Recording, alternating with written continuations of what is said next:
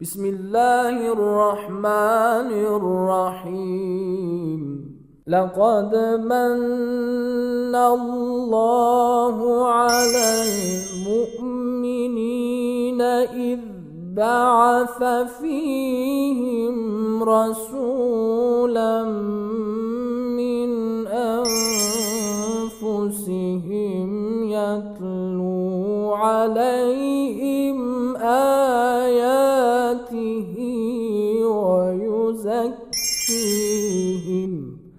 يتلو عليهم آياته ويزكيهم ويعلمهم الكتاب والحكمة وإن كانوا من قبل لفي ضلال مبين.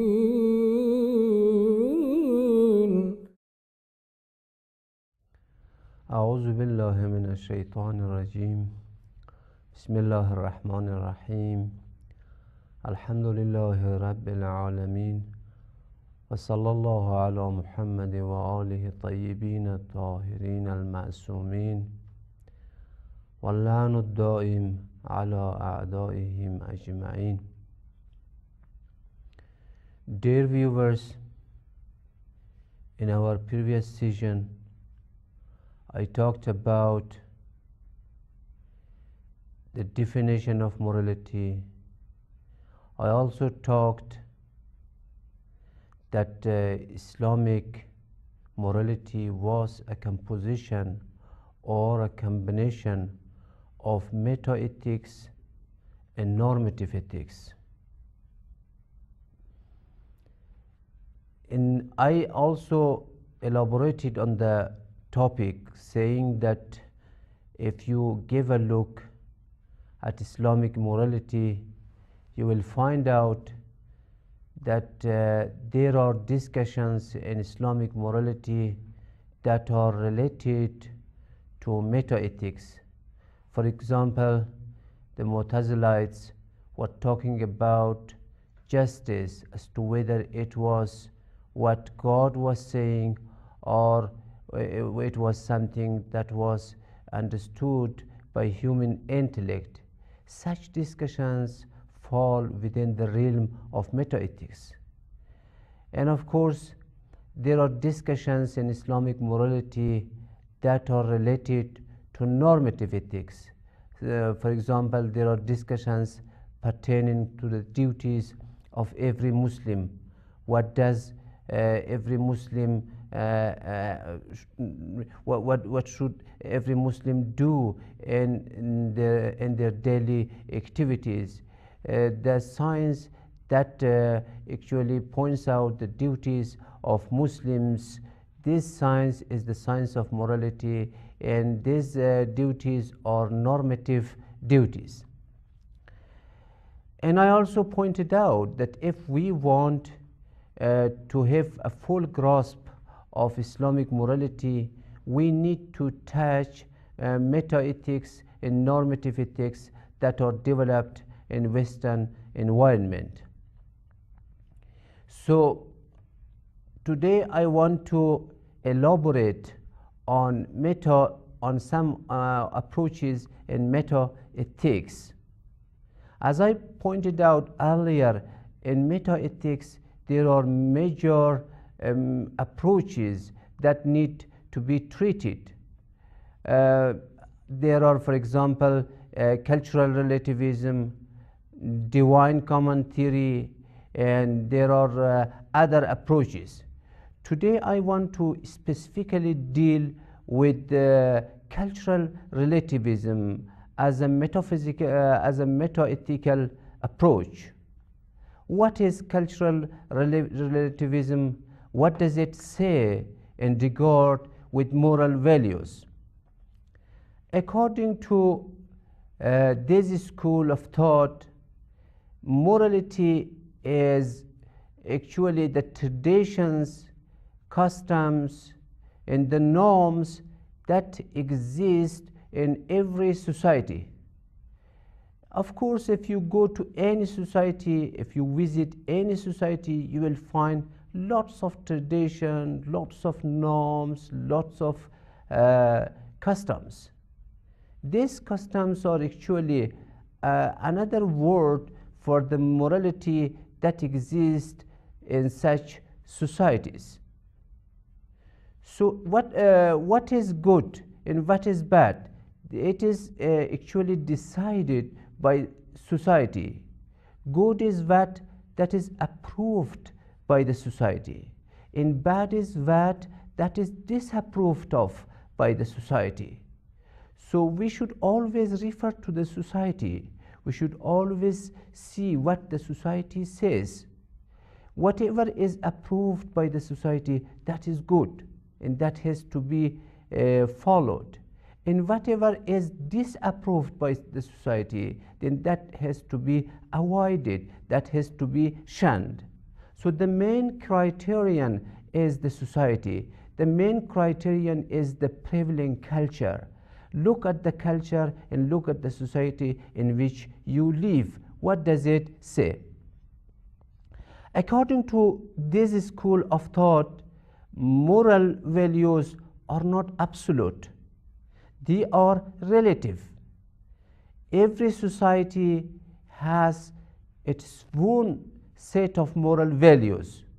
And since societies differ from place to place and from location to location, therefore the norms and the cultural values also differ from place to place and from environment to environment.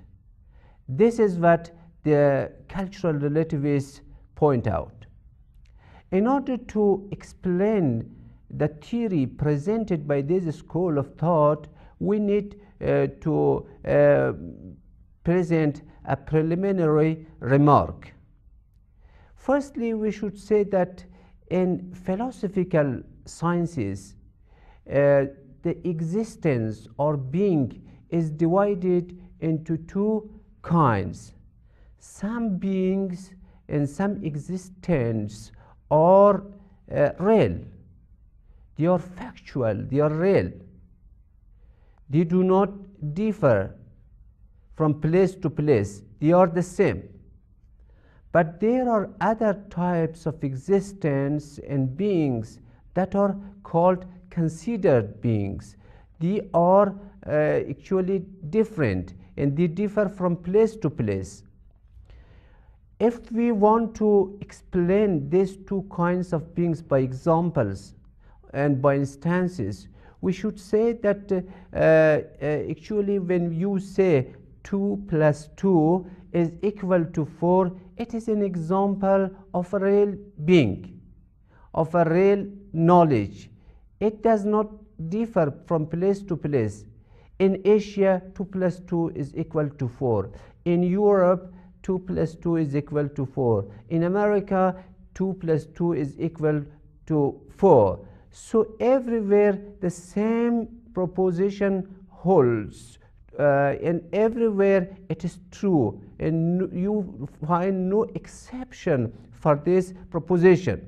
Or for example, we say that it is not possible to have contradiction, and contradiction is impossible. So this is also a universal truth. It does not differ from country to country and from place to place. So this is also a universal truth.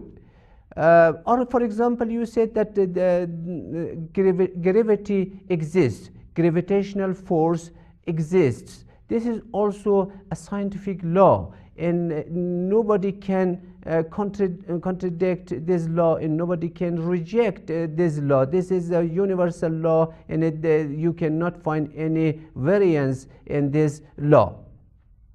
But of course, there are other things that are not as such. They differ from place to place. For example, look at the traffic rules. There are traffic rules, but the traffic rules are different. Every country might have a different traffic rules, different signs to some extent. For example, some countries tell the drivers to move from the right direction. They say keep right. And some countries tell their drivers to move from the left direction, telling them keep left. So you see that it is the country and it is the population of that country who decide what to do in regard with managing the traffic. So this is you can call such kind of things considered facts or considered science. This is one kind of explanation. Also, we can explain it in other way. We can say that beings can also be divided into other categories. We have absolute beings and we have relative beings. Some beings, some existence are absolute, and some existence and some beings are relative. The beings that are absolute, for example, everything you see might be absolute in a manner. For example, look at the table. The table is an existent. It is an absolute being. Look at, for example, at the wall. Wall is an existent, and it is also an absolute being. Look at around yourself, your friend. All of these examples are actually examples of independent beings. But there are also other beings that are not existent, that are existent, absolutely existent. There are beings that are relative. They are existing relatively. For example, you say right and left. Right and left do not exist independently. They are dependent on other things. Left to something, right to something. But left without any preposition does not exist. When you say that I'm left to my friend, this is correct. But if you say I'm left without any preposition, this usage may not seem to be correct. So left can be used with to, but not without to. And similarly, right can be used with to, not without to. This kind of existence or relative existence. So now let us go to our own discussions. What about moral value? Are moral values relative or absolute? Are they real or considered? According to this school of thought, moral values, moral principles are relative. They are not absolute. Whenever you talk about morality, you say that something is good. It cannot be correct to say it is good. In order to reach a correct statement, we should say it is good in a specific society. It is bad in a specific society. So we cannot say that something is absolutely good or something is absolutely bad. This is not a correct judgment. The correct judgment is to say it is good in a particular society. It is bad in a particular society. When you say Hitler was a bad person, according to them, it cannot be a universal proposition because it is bad in accordance with the norms and standards of a specific society. It is not an absolute proposition. According to this school of thought, whenever you pass moral judgments, you must take into account a specific society. And based on the norms of that specific society, you must pass your moral judgments. Without that, your moral judgments will not be valid. And if you do not mention any specific society, they say the main standard will be the society of the speaker.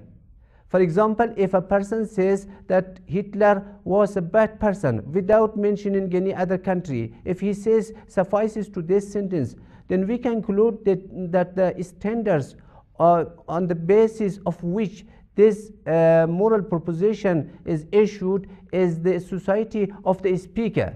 So the speaker has taken the norms of his own society into account, and based on the norms of his own society, he has passed this judgment.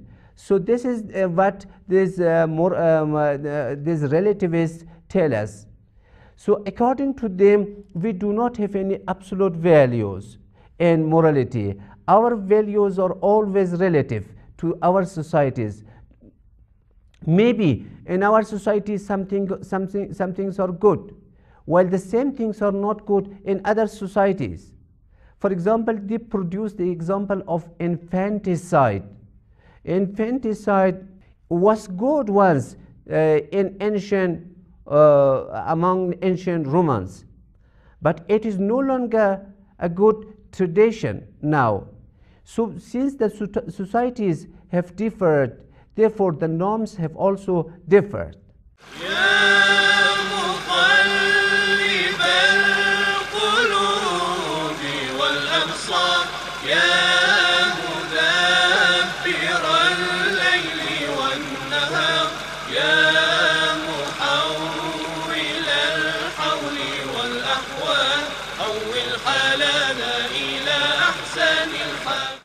In the past, it was a good tradition and morally it was right. But today it is a bad tradition because the society does not approve of it. So that is the reason they produce. According to them, we cannot talk of global ethics. We do not have anything in the name of global ethics. Or we do not have anything in the name of absolute ethics. Ethics and moralities are always relative and always, you say, geography bound and location bound. It is the location that tells us what is good and what is bad. It is the society that tells us what is good, what is bad. X is good, for example, if the society approves of it, and X is bad if the society disapproves of it. This is what the cultural relativists tell us. Of course, they also present certain points as the arguments to support this claim. For example, they say that if you refer to social sciences support cultural relativism. Anthropologists, for example, point out that what is correct is cultural relativism. They say that your moral development, your moral growth has certain stages. And these stages are very important. And one of the stages is punishment, one is reward, and one is parental approval, and one is social approval. These are the different stages. And the last stage is the social approval. They say, the social scientists tell us that social approval is very much important. What is good? Good is that is approved by the society. When you are a child, you say that what is good? Good is that does not have any punishment. And later on, when you are asked what is good, you would say that good is that has reward. Later on, when you are asked what is good, you would say that good is that is approved by your parents. And finally, when you are asked what is good, you would say that good is that is approved by the society. So this is the last stage of moral development according to the social scientists, as they point out.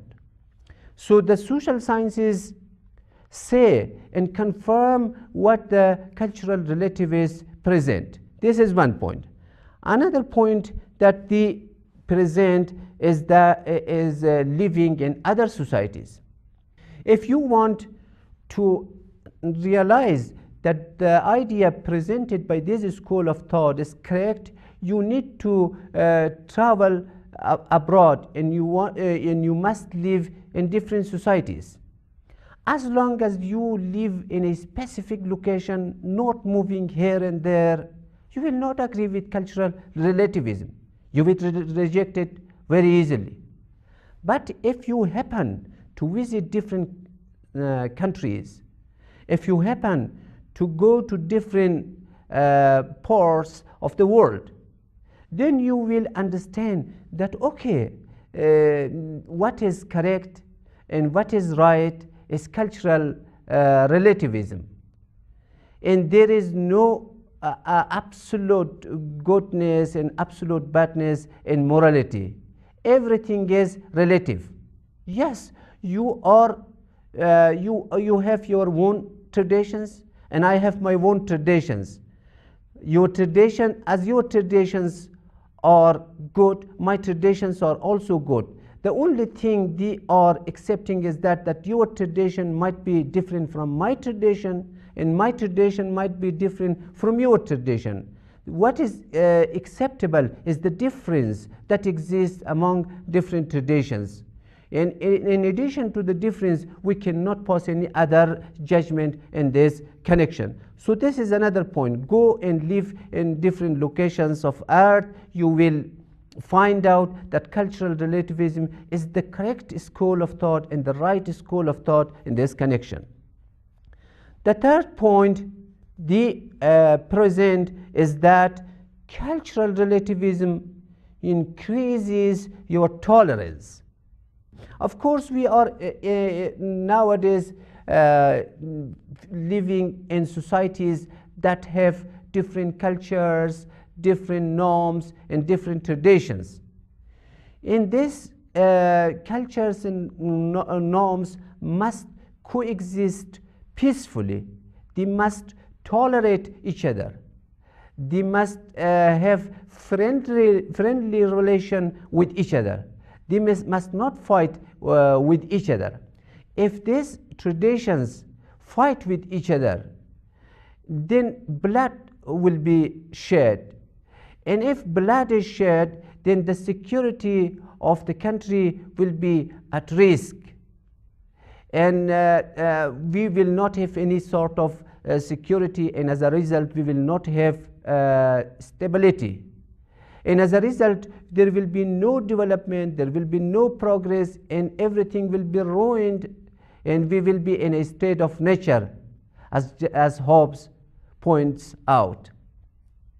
So all this tell us that we must increase our tolerance. We must be tolerant towards each other. We must be tolerant towards the differences. We must accept the differences. The variety of cultures, the variety of traditions is a matter of differences. We must not say that they are wrong according to them. We must not say that they are false. Instead, we must say that they are different. So according to them, if you subscribe to moral relativism, you will be more tolerant. Your tolerance will get increased, and you will face others in a friendly manner. But of course, if you do not believe in this school of thought, if you are, for example, dogmatic, then your tolerance will be lowered, and you will not be able to tolerate others very easily. As a result, you will fight with them. As a result, you will reject them, and this will result in fight and shedding blood, and also it will result in harming the security and actually ruining the country. So this is the argument they present. They say that if you are actually loving your country, if you are loving your tradition, if you want to progress, if you want to reach development, then you must be tolerant. And tolerance cannot be achieved without accepting cultural relativism. Cultural relativism is a base, is a fundamental for tolerance, and tolerance is a fundamental for other ideas. So we must capitalize on things such as tolerance and such as cultural relativism. This is the third argument they present. Another argument that they present, and also very much useful, is that that if you subscribe to cultural relativism, you will be able to have a positive approach towards the norms of your society. So how can you develop a positive approach towards the norms that exist in your society? According to them, if you are a cultural relativist, you understand that what is called morality in your society. This is what the society suggests. And what the society suggests is moral principles. So as a matter of fact, moral principles in every society are the prevailing principles. And the prevailing principles are the principles supported by the majority of the population of every country. So according to the cultural relativists, moral principles are the traditions and customs that are supported by the majority of the people. So if you are a cultural relativist, you understand that your ideas, moral ideas, your moral standards are supported by the majority of the people.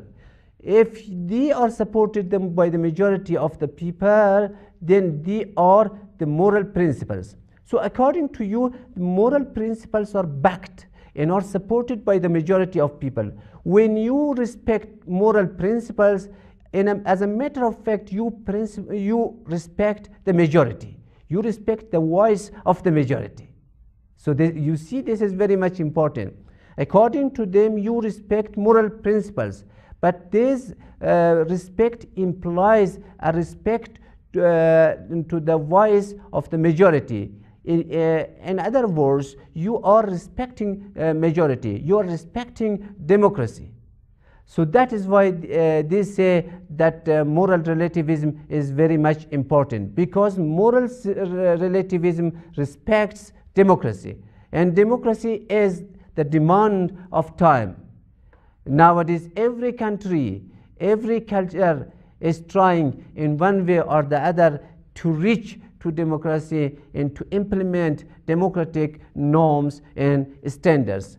So these are the four arguments presented by this school of thought.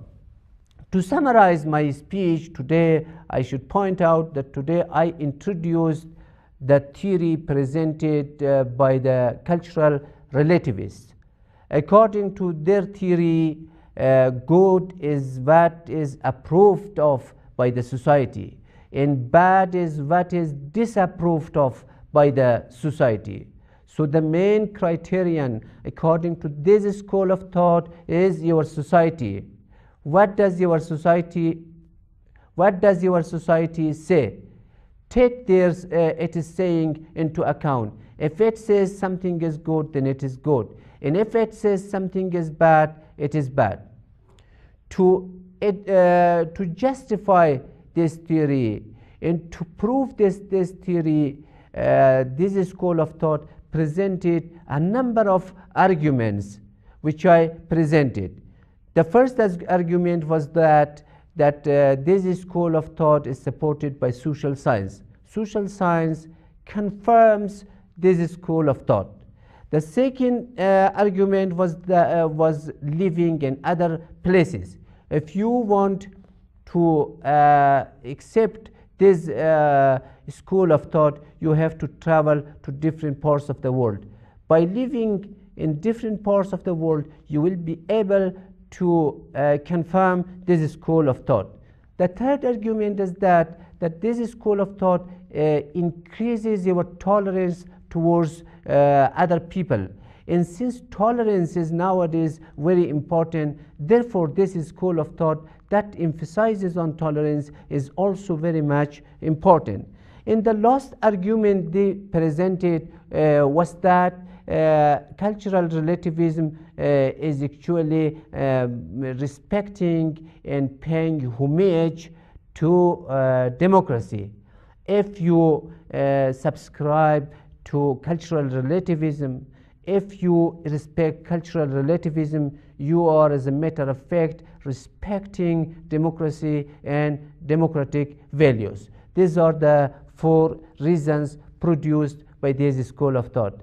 In our next session, inshallah, we will assess these reasons critically, and we will criticize, inshallah, these points in the coming session. Thank you very much. Allah ya Allah.